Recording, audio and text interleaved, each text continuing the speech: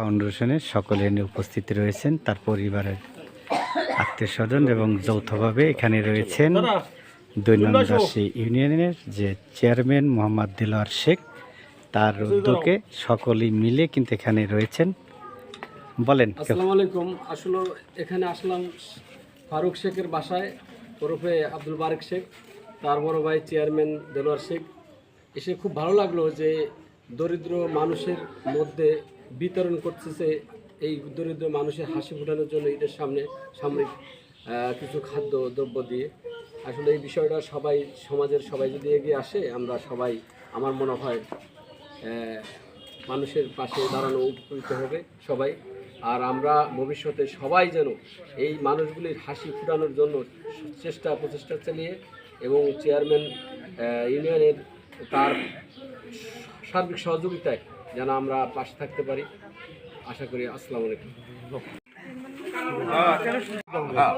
আলহামদুলিল্লাহ, আমরা প্রতি বছরই ন্যায় এবছর ঈদ উল ফিতরের আমরা ঈদ সামগ্রী থেকে আমরা এই গরিব অসহায় মানুষের প্রদান করে থাকি। আমরা চেষ্টা করব ইনশাল্লাহ যে প্রতি বছরই যত আমাদের আল্লাহ যদি তৌফিক দেয়, গরিব অসহায় মানুষের মেহনতি মানুষ যারা থাকে ঈদ করতে পারে না, সেভাবে তাদের ঈদের সীমাই আছে। এখানে পোলার চাউল, দুধ, লবণ, কিশমিশ সহ এরকম 7-8 আইটেমের আমরা আজকে কিছু দিতেছি, একটু যত ভালো করে তারা ঈদ করতে পারে। গরিব বড়লোক ভেদাভেদ ভুলে গিয়ে যত আমরা আল্লাহ রাসূল সাল্লাল্লাহু আলাইহি ওয়াসাল্লামের যে গরিব বড়লোক থাকবেন আমরা একসাথে ঈদ করতে পারি, সেই সময় কিন্তু বিকল্প আমার আর কি চিন্তা ভাবনা এটা দিই। সবাই তো চাউল দেয়, কাপড় দেয়, আমরা এটা একটু ভিতরে কোনো প্রদান করতেছি। ঠিক আছে, ভালো থাকেন, ধন্যবাদ। যাও আবার বললো ওই জায়গায় আবার বললো ২ নং দাসী ইউনিয়নের সম্মানিত চেয়ারম্যান মোহাম্মদ দেলোয়ার শেখ এবং শেখ ফাউন্ডেশনের যে বারেক শেখের তার পিতা মোহাম্মদ বিল্লাল শেখ আরও উপস্থিত রয়েছেন।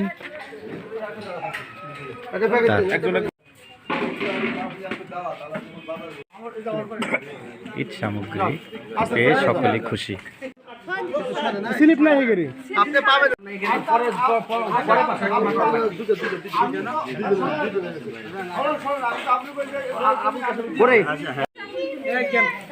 আপনারা দেখছেন যে ঈদ সামগ্রী